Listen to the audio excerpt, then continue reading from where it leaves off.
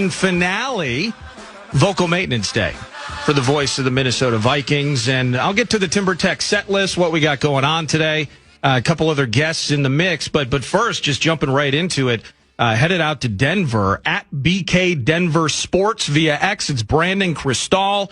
You can follow work with Guerrilla Sports, guerrillasports.net. And he joins me now. How are you doing today, Brandon? I'm good, Nordo. For a second, I was like, oh, PA must be heading out to Denver, and that's why he's off. But I realized the team's not going to fly till tomorrow, so he's just off. Yeah, it's just it's a meditation day. It's a reflection day of what is upon us on Friday night, 8 p.m. Central, right here on your home for Vikings football, the Fan, and the Greater Vikings Audio Network. But, Brandon, it's the always special and always entertaining third preseason game. For a team like yours, are you guys, are the Broncos just going to the Super Bowl, Brandon? Is it just that easy for Sean Payton and company? Because, man, that squad looks good. It depends on who you ask. You know, Bill Barnwell wrote a really long piece and talked about the 5 teams that he expects to regress, which came on the heels, I guess, of writing the 5 teams that are taking a step forward. And at the top of the list, he said in no particular order, he had the Bears on there, which I'm sure Vikings fans love to hear. But then he had the Broncos listed on there as well as one of the teams that'll take a step back. So, and Colin Cowherd, who we know is close pals with Sean Payton from the year they spent together working at Fox, as well as just, you know, years of talking on the radio. Folks like that have the Broncos taking a little back step. But if you ask folks around here, or you ask Dan Orlovsky, who loves the Broncos, I seem to see clips of him talking about Bo Nix and talking about the Broncos all the time. They are headed back. And, you know, you talk about the squad being loaded. They're returning more players than they returned a year ago, which was 84% of their roster from the year before was there to start the year. And they really only lost 2 players on defense, and Dre Greenlaw didn't hardly play. Justin Sternad, who filled in for him most of last year and filled in for Alex Singleton most of the year before, re-signed a new deal to play next Alex Singleton in the middle of the defense at the linebacker spot. And then everybody else is back except John Franklin Myers, who went to the Titans on a big money deal. They just couldn't keep everybody. But Zach Allen's back with his couple of all pros the last few years, which include, you know, or in large part because he's got more quarterback hits than any player, including Myles Garrett, over the last 2 seasons. And obviously PS2 is back, the best corner in football. Nick Benito, one of the best edge rushers in football.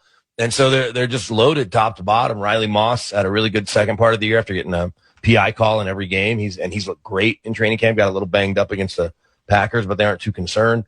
And so you get everybody back on defense and everybody back on offense. That certainly was average at times, but then exceptional late in games. But you add Jalen Waddle to the mix, and he's looked great when he's been on the field. He had a little hamstring through the middle part of camp, but had a big 35-yard catch against Green Bay the other night.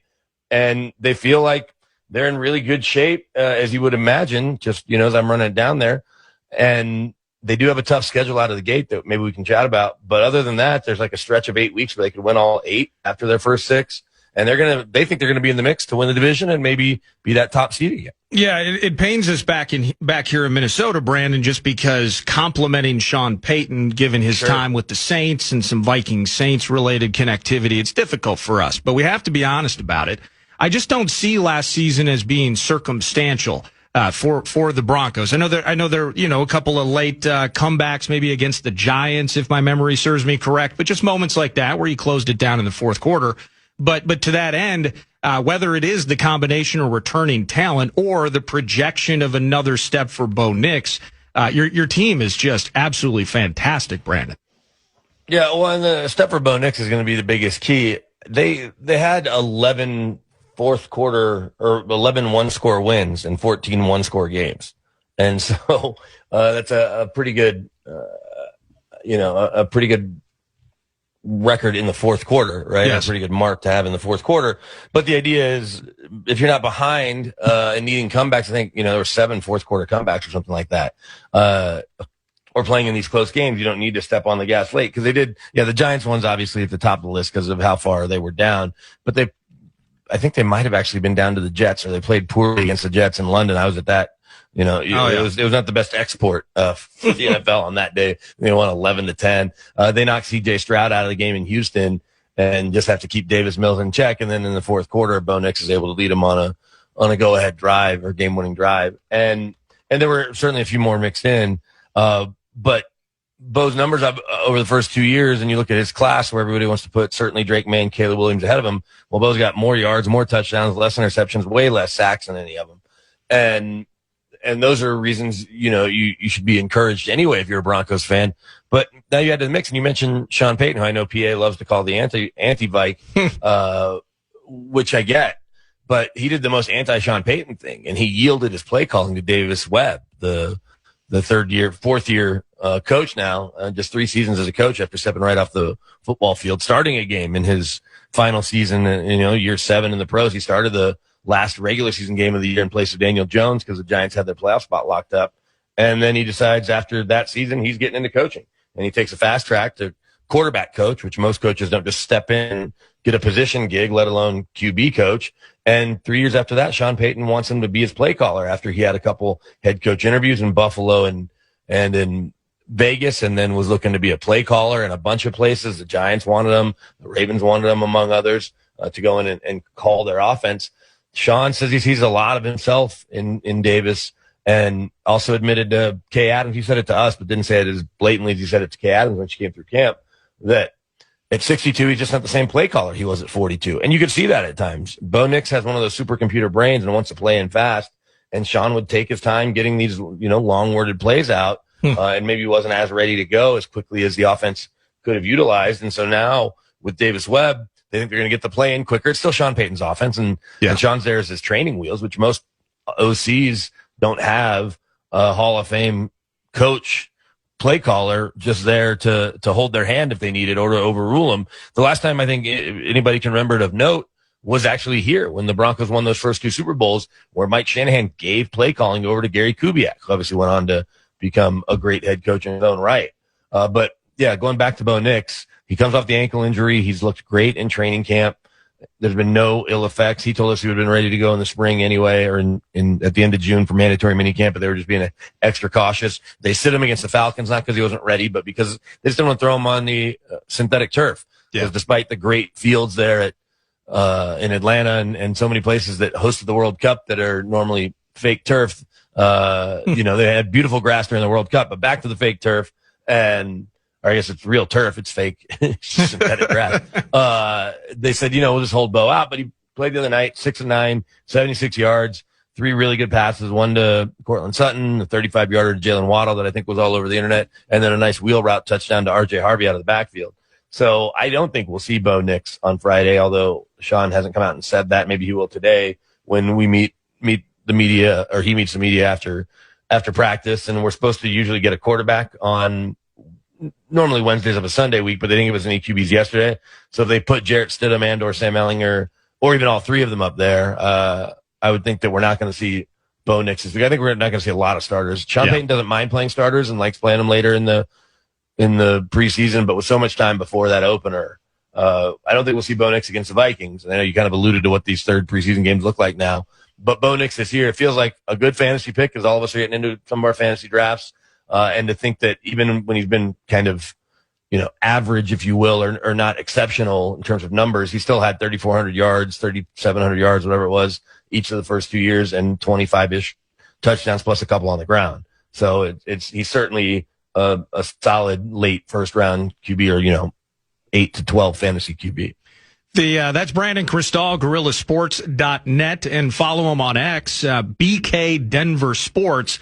Just one last thing on that Davis Webb nugget, and I'm glad you brought that up. I wanted to ask you about it. Do you think from early returns that has been a smooth baton handoff? And it's tough to judge an offense in the preseason. All these coaches, we hear a lot about it from fans here, and I saw Chris Thomason, who also covers the team. He showed some pictures, protect our plays, no photo or video. So there's a lot of vanilla offense being run in the preseason, but early returns, feeling good with Webb, the quickness and the pace of the offensive play calling and just how things look. Yeah, I think so. And you're right. Not only is it hard to judge coaching in the preseason, when you're talking about a play caller, you really can't judge them except in the preseason games. And you're working with 2 or 3 different quarterbacks, sometimes 4, and rotating offensive line, obviously a rotating cast of characters at the skill spots. And the game situation isn't necessarily going to go the way you want, which is why so many teams do like the joint practices because they can really set up the scenarios that they're looking for. The Broncos didn't have a joint practice this year after having won each of the first 3 seasons that Sean Payton was here. They got this brand new state of the art facility that I think rivals the facility that you guys have there in Eden Prairie now. But it's, I think it's a new gold standard until the next one comes along. But so they didn't do that. But going back to Webb, Sean Payton brought that up as we were asking him, especially early in camp. Well, what are you seeing from Davis? He's like, we can't see anything until these games start. He goes, I never call plays during the preseason in practice. I'm never in the quarterback's ear. That's always been the offensive coordinator. Whether it was Joe Lombardi here the last few years, or Pete Carmichael for him at times in New Orleans. It's Davis Webb that's in the quarterback's ear during training camp anyway, but he has called 2 games. And the one thing that we did notice, at least early in camp, and early in the games, because they did score on each of the 2 drives against the Packers' first defense, with a touchdown and a field goal, is that the offense did come out sharper. And this isn't unique to just Denver, but probably a lot of places, especially where there's a good defense. The defense will be ahead of the offense early. The offense is trying to get its timing down and all of that. But we saw the offense come out and hold their own very early against this top flight defense, which isn't something that we've seen here, whether it was Russell Wilson in year 1 or understandably the first year with Bo Nix or last year with Bo Nix in the preseason. And in these training camp practices. So I think that it is understandable that Davis, who is kind of a coaching savant, he's the son of a coach. Part of what helped him get his job here as the QB coach initially was that he had every one of his game plans dating back to high school on spreadsheets on his laptop.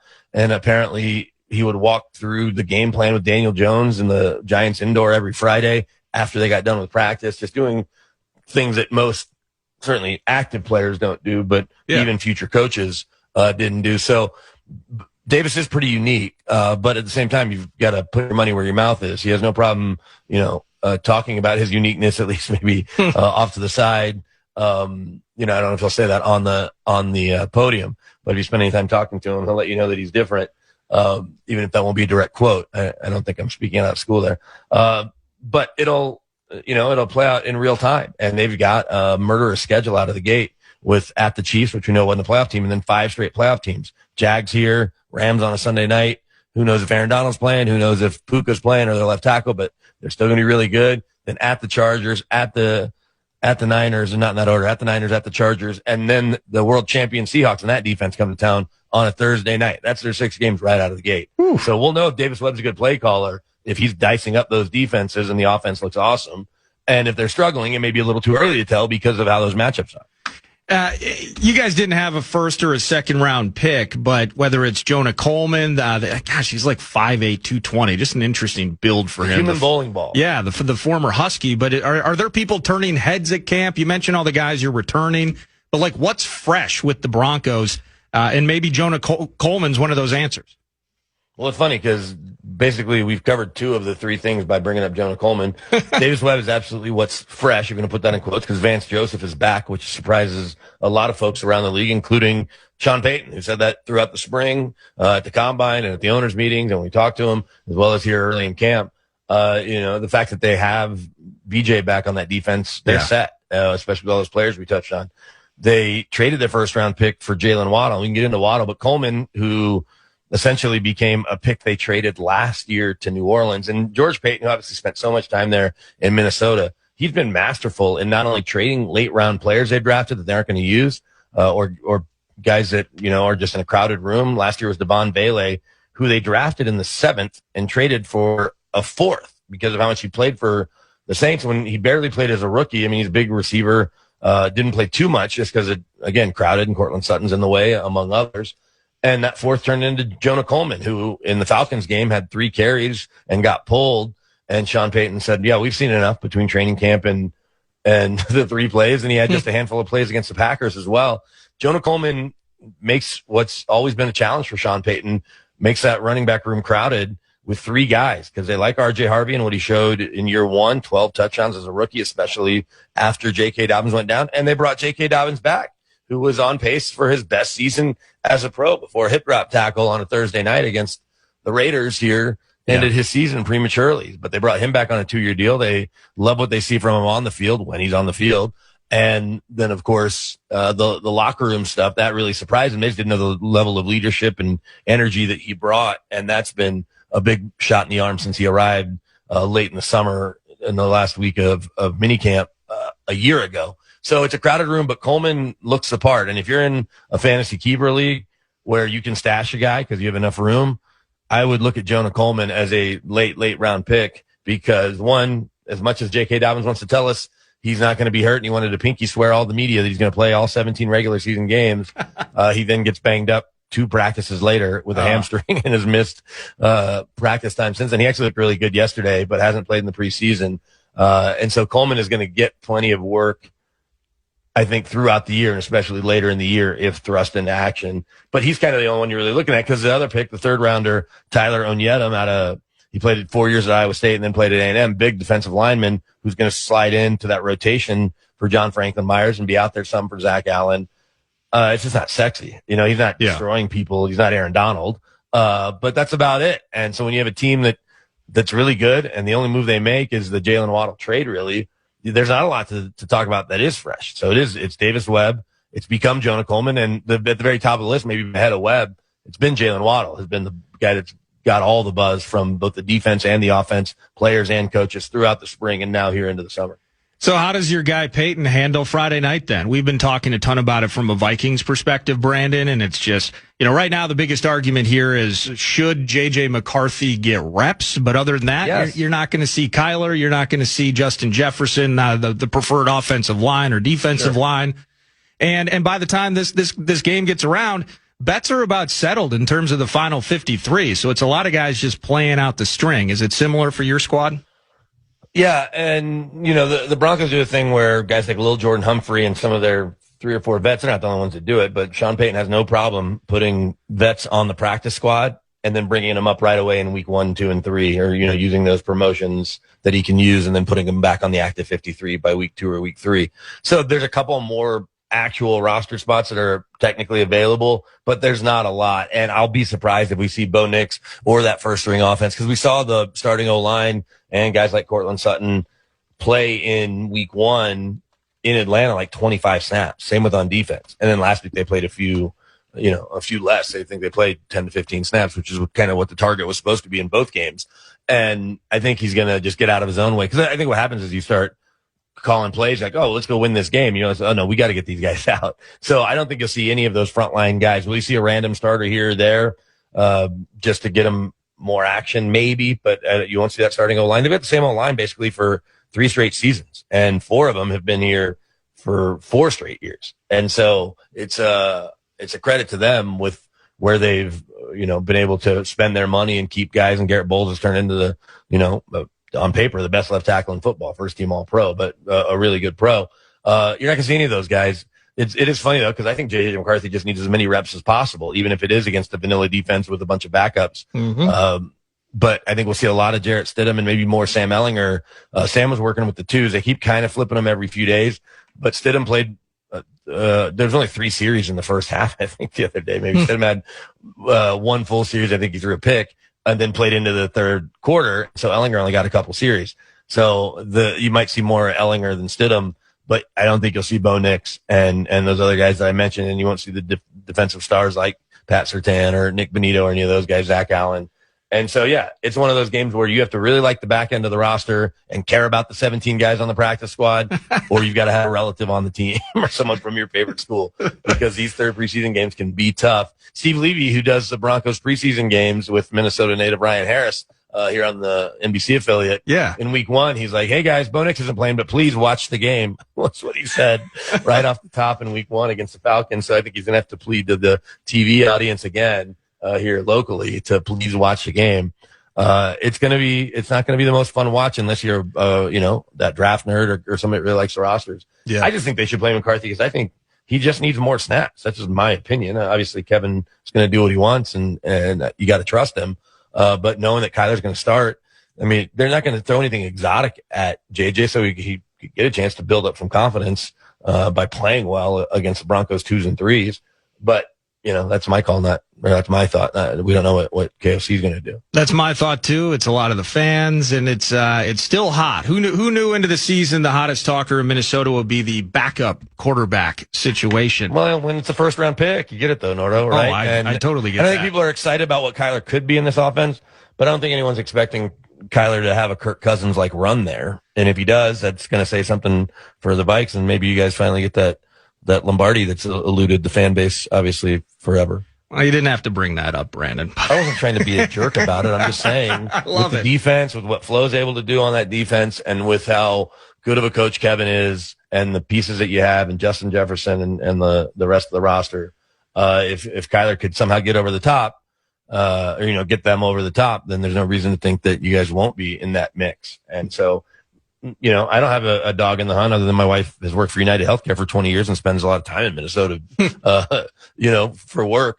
Other than that, I got friends from KU that are there, and friends I've met along the way, like you and PA and my guy John Randall and stuff. But I don't care. Like, I'm not losing sleep about the Vikes. I just think it would be cool, and I'd rather see the Vikings get there before the Bears, even though I have more friends in Chicago who sits there this weekend. And so it'd be cool. I would not bet that Kyler is your long-term solution. At the same time, we know what the physical talent is, and if you can, stay on the field, then who knows? I think anything's possible. Hey, thanks for giving us time whenever you do, joining PA or joining me this morning. You do terrific work, man, and we'll catch up again soon down the road after Friends and Family Night, Friday evening at Mile High. Thanks, Nordo. Hey, take care. That's Brandon Krisztal. You can follow him on X. He doesn't just cover the Broncos, for instance, but GorillaSports.net. We have him join with big Nuggets related talkers, and he does a great job, and it's been fun to have him in the 9 to noon mix. It is indeed feeling like Friends and Family Night, Friday night in Denver, third preseason game, and it does feel maybe like the head coach could probably set the final 53 if forced to do so, even without Friday night's festivities. I do think that the kid QB needs to play. Will he play? Will it be a Brosmer game instead? We're all going to find out. Friends and Family Night, 8 p.m. kickoff right here on The Fan. PA, Pete Bursich, Ben Lieber, on site, on scene, telling you the verbal and the visual story. Thanks, Brandon Krisztal. That kicks off 9 to noon, and a Timber Tech set list that'll feature, we were talking yesterday, 9 to noon, how important it was that the Minnesota Twins sweep the Oakland Athletics as they continue to hunt for and get themselves back into the wild card mix. Well, of course they didn't. Of course they lost yesterday, 4-2. We're going to chat with Dan Hayes of The Athletic about how he couldn't solve Gage jump and the pathway forward. Let's get the finale, meet Loafum and move on. Big division games at Target Field around the corner. So we'll discuss that with Dan Hayes around 11. And then because it is 8 p.m. on a Friday night, Friends and Family Night at Mile High for the third and final preseason game, we will not be doing Fan Line following the game. So Ron Johnson, I know, people are down about it. I don't set the programming. That would be a Chadwick Abbott decision there. So, but Ron Johnson's going to jump in studio around 10, and we're going to go heavy on the purple there. We do have Vikes Bites around the corner, so Viking-centric audio and topics there. And the Talkback machine, text machine, always open for business, 64686. Bradshaw and Brian, KFAN text line. You know the Talkback procedure on the free iHeartRadio app. But 9 to noon, we kick off the fair tomorrow. Now, Brett, you're working like 12 hours a day, aren't you? That's correct. Fair is a good time for just sit here and cash in all the checks. So you are not a salaried employee. That is correct. So extra hours, you're not opposed to those. No, that's good. And we're not in the coal mines here. So that's true. Yeah. Nice AC-ed box that I'm in. But it does every year, 9 to noon, of course, by nature of our time slot, would be the first show to broadcast at the Minnesota State Fair. And over the last several weeks, I've been sweating over the schedule. It's about 99% complete. So we'll be chatting about that throughout 9 to noon as well. But you heard the voice of Brett Blakemore, who's producing today on a pre-State Fair, preseason finale vocal maintenance day for PA, the host at 9 to noon. I'm Nordo. Stick with us. More around the corner here on The Fan. You're listening to Eric Nordquist in for Great shows at Grand Casino Arena this year, including Journey, October 4th, Smashing Pumpkins, October 13th. Tickets are on sale now. Get complete details on all of our upcoming shows on the concert page, KFAN.com, keyword calendar. Do you have a favorite band you've seen live? My favorite band of all time is a band called August Burns Red, and I've seen them, I think, 13 times. 13 times? 13 times. Okay. Day to Remember is a great live band as well. No, I like weird stuff, Nords. No, that's okay. Yeah. No, that's the beauty of music. It's in the ear of the beholder. Pumpkins are one of my favorite bands, and I've seen them not 13 times, but 7 or 8. Chili Peppers come to mind. Who was the first that's band? A good live band. Who's the first band you said? Journey. I've never seen Journey. Maybe we'll see Journey. I don't know. I went through a phase where I couldn't get enough. In college, my late teens, early 20s angst phase in life, I was obsessed with the Deftones. Okay. And I've seen them a number of times, but like punk rock shows, late 90s, early 2000s, couldn't get enough of them. But then it was just suddenly I was too good for it. Suddenly I don't want to be standing next to some other sweaty human slowly moving around. Yeah, I mean, it was just pathetic. But now I'm back in the music game again. I want to go to shows. The new amphitheater down in Shakopee absolutely rips. Man, I got to go see the Pumpkins October 13th. Yes. Okay. Pumpkins, October 13th, Grand Casino Arena. All right. Well, I'm going. There we go. I got a text message. Jake and Egan asks, when will the merch be available on the website if it's not already? In regards to the State Fair KFAN merch, I believe that there is some sort of release taking place today. I'm very confident in telling you will know at some point today what's going to be available for purchase in the booth at the State Fair, and appreciate all of you, of course, for your support and coming out. Whether you like our show, a different show, any show, no show, you just like a hat, maybe a sweatshirt, you support the station, and we love you for it. How about a Chick-fil-A chicken sandwich with every purchase as well? That's not bad. It's not, well, supplies last. I believe it's a coupon, correct? That's my understanding. I don't know. I just know that's the promotion. Like we're not just serving up fresh and hot sandwiches. I think that could be next year. Man, that'd be amazing in the booth. Oh, would never have to go anywhere to get any food. I could just cop a couple Chick-fil-A's. Then once your show's over, you can just leave. Yeah, I'm just I'm getting off track because I'm getting hungry at 9:32 in the morning. It is Vikes Bites. Vikes Bites. Vikes Bites. Brought to you by Kinmount Exteriors. KinmountExteriors.com. And it's windows, siding, roofing, and decks. Local company, decades of experience. And they're all about trying to beautify your home, whether it's a little facelift on the front side, a little Minnesota mullet, maybe insurance process is a clomp with the insurance company and a new roof. You can get help in that regard. Maybe you just want a beautiful deck to chill out on final days of the fall. Or summer. Now's a good time to do it, in fact, before prices maybe next spring start to increase, and then it's scheduled terrorism. Check them out now. Get that clear quote promise at KinmountExteriors.com. Where are we headed to first, Brett? Vikes Bites. This broke yesterday. Now, I don't follow the Vikings wide receiver depth chart as closely as I once did. But Deshaun Jones suspended 3 games for violating the NFL substance abuse policy. Now, Jayshon Jones. Yeah. If you see what I was saying. Maybe I did that intentionally as a bit. You'll never know. Well, in fairness, what he did and what a different Deshaun did, very different. Yeah, that's very different. So let's just be clear. It was Jayshon Jones, preseason superstar, training camp stud, Jayshon Jones. Well, he gets popped for a substance abuse policy. Now, he can play in the rest of the preseason. So he can play in Denver, and then a suspension starts August 30th, which I think is interesting. But, I mean, I'm trying to run through. Obviously, you've got Jets. He's JJ. You've got Addison. You've got you want to do Jennings. You want to do the depth chart rundown now? Well, I'm just trying to think. Are we really? How concerned are we? Is he wide receiver 5? Is he 6? Like Jayshon Jones? Yes. How big of a story is this? Yeah. I mean, he's either on the practice squad or he's going to be finding his way with another team. And that's not. By the way, I thought I had read something because the substances of abuse policy. Maybe I read something about he was nicked by the police maybe earlier this summer. I don't want to throw that out there in case that's inaccurate. I thought I had read something on X, so we'll just say he is violated the league's substances of abuse policy. So maybe we'll find out more. Maybe we never will. No, I mean, I'm not in the office, and I'm not opposed to acknowledging that I'm imperfect, flawed, and will be wrong. Just feels like we were down to 5 weeks ago. Yeah. And so Miles Price and the versatility that he's been able to show, the growth at the wide receiver spot, only 17 or so snaps a year ago. What he's been doing has turned a lot of heads at camp.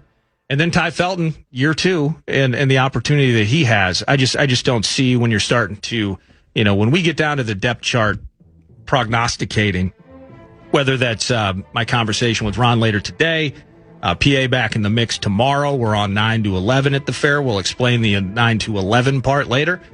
But then even into Friday with Charch at the feast at the fair feast, we're going to get into some muddy situations, maybe specifically on the defensive side. So 5 wide receivers. That's what they did last couple of years. I think that's what they do again. So Jayshon Jones was not, I don't think, ever in the mix to snag one of those spots. I saw that report yesterday pop on my watch, and I went, who? I was like, oh, okay, practice squad guy. Well, yeah, that's why you called him Deshaun Jones. Yeah, I said Deshaun Jones. You got to be quick to cover that, because there are a lot of people listening who are Vikings-loving fans and fan listeners who think that you're intentionally mispronouncing names and slighting Vikings players because you are a diseased Packers fan. I wouldn't do that. Okay. I genuinely wouldn't. All right. I like my job. Vikes bites. I love these aggregator websites because I went to one that was talking about JJ and not Justin Jefferson, and that there's a battle for QB2. Sure. But then it links to a Florio bit. Oh, yeah. That says, after losing the starting quarterback job, Kyler Murray JJ McCarthy could be losing the backup spot too. And then that links me to Kevin Seifert article. So I'm going through a whole spider web of articles that basically says that McCarthy and Carson Wentz split second team reps yesterday in an 80-minute practice. Yeah. So this could be, the beginning of the end for JJ McCarthy if he doesn't get that backup spot. I know it's a talker that won't die, whether he gets cut, whether he gets traded, whether they keep 3 quarterbacks and keep him on as a third. I don't. Where do you see this kind of falling? And poor Max Brosmer too is also in this mix. Well, I feel trail ref guy texts in. He is. That's exactly what he's doing. He believes that you're intentionally slighting the Vikings by doing things like calling Jayshon Jones Deshaun Jones. It's disrespectful. I said Jayshon Jones. It's It's disrespectful. Unless the worm turns and there's some sort of interior thing, this has not changed. And one of the reasons we love Florio is because he's going to find and explore all of these angles, and he's been doing it for a very long time. So, not that anything is out of the realm of possibility, it would just blow me away if Sunday afternoon comes and rosters are finalized and we start hearing via social media the leaks. So-and-so has been waived, so-and-so has been cut, so-and-so didn't make it, so-and-so, ooh, wow, Jacob Thomas made the mix. And we start hearing things like that. I would be absolutely shocked if we heard that they waived or cut McCarthy. In the end, right now, we have a quarterback room. The coach had a goal. We want to raise the level of the quarterback room. He did that. And competition, as I have always mentioned, it felt like an unintentionally rigged game. JJ was always going to have to be otherworldly. And Kyler basically just couldn't fall on his face. And in the end, that competition would find its way into the hands of Kyler. And it did. And JJ has not taken steps. Beautiful opportunities in front of him in a couple preseason games. It didn't look good. It was discombobulated and weird in the Giants game. Missed that second down throw back of the end zone to Ty Felton. Missed an absolute gimme that most youth football players, you would ask them in a big spot to make that throw to Miles Price on 4th down. And he threw it as hard as he possibly could. And it didn't work. So he hasn't met the moments. But still, our quarterback room, as it is now, Guy who 2 of the last 4 seasons has missed significant time due to injury. That's QB1. QB2, as it is on the depth chart, J.J. McCarthy, was only able to make 10 games last year. We know that. And then the third QB on the depth chart, as of now, Carson Wentz, almost required an arm amputation on the field against the Chargers in a nasty Thursday night game. Kamani Vidal just got loose on us, and it was disastrous. It was like 37-10 or something like that. So, injury issues abound. And sadly, with the exception, again, of 2022 and 2024, we have had to play the carousel game. And so, unless the worm turns, this hasn't changed. It's been pretty consistent 9 to noon. J.J. McCarthy is going to be on the team. So, but I love, I think part of it is just finding different ways to kind of keep this talker alive. Because as we were joking the first couple days of the week, the idea that at some point we're no longer going to talk about this because after Friday night, it's going to be... That's week 1 prep. Yeah. To beat your team. So that's it. That's all. We're good with JJ. He should play on Friday night, though. I don't know if he will. He should absolutely play. Also, if he does get cut, I would like to play one more edition of free balling because he would be free balling at that point. Brian Flores spoke yesterday. Someone asked him about Caleb Banks and the improvement of game 1 to game 2. I thought his answer was interesting. Yeah, when I think of all of the rookies, it's obviously the games are important. That's what everybody sees. But I'm looking at this, meeting to walk through the practice, to the habits that are being built, the routine we're seeing, start to evolve. Probably the best word. The routine that's starting to evolve, and I think he's seeing, hey, when I do this, this, and this, I get the results I'm looking for, and that's every rookie's that way. Game 1 to game 2, there were some good and bad in both games, and I would say that's the case. You mentioned Banks in particular, but that's the case for all of us. I think there's some things, just from a coaching standpoint, just our communication in between series that. We got to correct. No different for the players. But Caleb's doing a real nice job. I think he's improving. The one thing about him is, he works. And it's important to him. He works. And in my experience, guys who work at it and, continually try to improve, they improve and develop. And so I think he and really the rest of the rookie group's doing a good job. There was a lot in there, and it took him about a minute to get to, yeah, he's doing great. Now, maybe I'm reading too much into this, but that felt like a softball layup. Hey, how's Caleb Banks improving? He goes, well, there's good and bad in every game. The rookies there's good and bad, there's things to work on. And then at the end he goes, oh, but he's been doing great. Yeah. I don't know if I'm on to something or on something there, but I felt like that could have been just a very media-trained, oh, yeah, we love Caleb, and he's great, and we love him, and he's improving every day, and he's going to be a great player. I don't know. Am I on to something or on something with that? Yeah, I don't think that. I think Flores is probably more calculated in his head, which is why it takes him a minute to get to the final stage of an answer. I think Caleb's been probably about as good as Caleb Banks can be given the health situation and that he's been on the shelf and that he hasn't played in so few games over the last couple of years. And I, for one, there was much to be made of, maybe by some, that Caleb admitted himself after the game last weekend. I'm out of shape. So you're going to see me doing gassers after practice. He didn't speak to length on it, but that's kind of what he said. I'm okay with that admission as long as he's putting the work in, right? The self-realization and the awareness of that's actually a really positive thing. Like, I'm not where I need to be right now. And after the first game, there was the acknowledgement, I play too high. So his pad level's high. He's a massive dude. Low man wins. And when he plays high as a massive dude, guards and centers and professional offensive linemen, this isn't the SEC anymore. As good as, in the SEC, it's just different. I get it. But It's still the NFL, that he needed to work on that. So I think there's been a lot of honesty coming from Caleb Banks, which is a positive. And so building on that, getting into shape, and over the course of the summer when we're talking, and we joked, it's like, man, what if Brzezinski hit a home run in the draft? And that would include, of course, Caleb Banks. As long as he's healthy, this is a cat that probably was a top 10 pick. We got him much later than that. We know that. The impact that these guys can have over the course of a season, some may be more obvious, and it may happen sooner than others.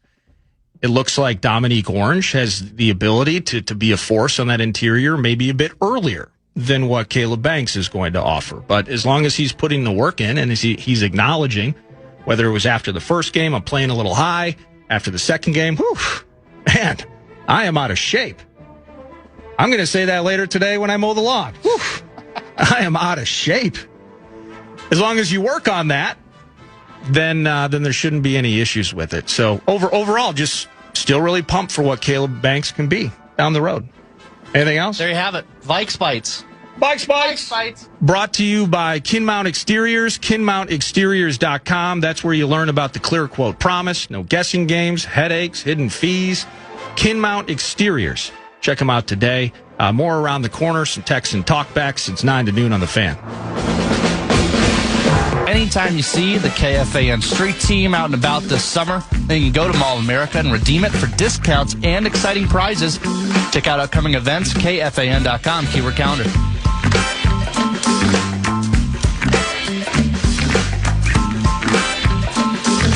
Hi, this is Danny from Jordan, Minnesota. Good morning, guys.